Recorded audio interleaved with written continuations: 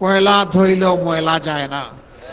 96 সালে ক্ষমতায় আসার আগে হাত জোড় করে তারা জনগণের কাছে ক্ষমা চেয়েছিলেন। অতীতে আমাদের দল বাংলাদেশের জনগণের সাথে যে অন্যায় আচরণ করেছে, যে জুলুম করেছে, আমরা বিনা শর্তে মাপ চাই। একটিবারের জন্য আমাদেরকে আপনারা ক্ষমতায় দিন। আমরা ভালো হয়ে গেছি, এখন দেশের জন্য ভালো কিছু করতে চাই। হাতে তসবি ছিল, মাথায় ঘুমটা ছিল। জনগণ, আমরা আশা করেছিলাম 72-এর 10 জানুয়ারি থেকে 75-এর 15 আগস্ট পর্যন্ত দেশে যে ফ্যাসিবাদ কায়েম হয়েছিল, এক নায়কতন্ত্র কায়েম হয়েছিল, যার পরিণতি সচক্ষে দেখেছে দেশের মানুষ, এটা থেকে আওয়ামী লীগ শিক্ষা নিবে।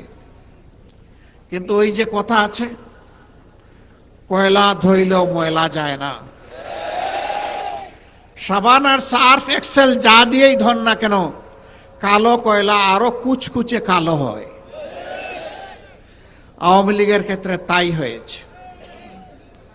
3 দফায় বাংলাদেশের মসনদে তারা এসেছিলেন। 72-এর 10 জানুয়ারি, আবার এসেছিলেন 96 সালের 10 জানুয়ারি, এরপরে তারা আবার এসেছিলেন 2009 সালের 7 জানুয়ারি। এই 3 বার তারা ক্ষমতায় এসে বাংলাদেশকে ছুপ ছুপ রক্ত আর খাড়ি খাড়ি লাশ উপহার দিয়েছে।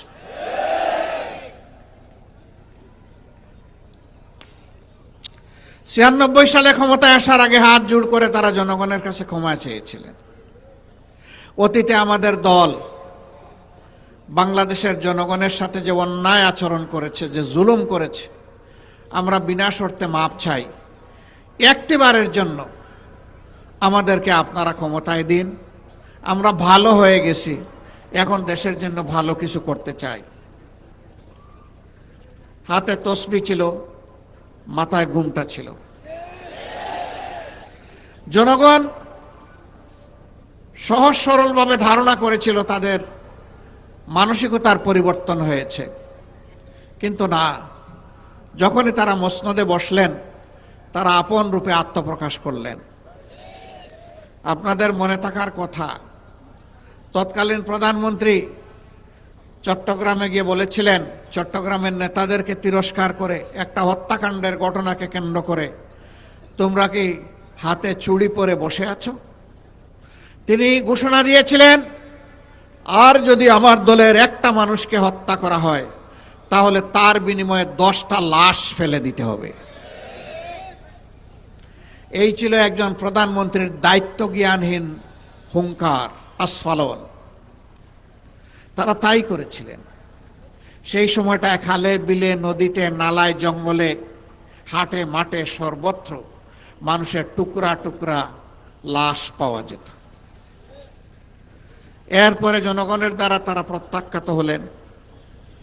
আবার অস্থিতিশীল পরিবেশ সৃষ্টি করে 2006 সালের 28 অক্টোবর প্রকাশ্য দিবালুকে পল্টন মোড়ে সাপকে যেভাবে মারা হয়, সেইভাবে লগি বৈঠা দিয়ে পিটিয়ে পিটিয়ে মানুষ হত্যা করা হলো।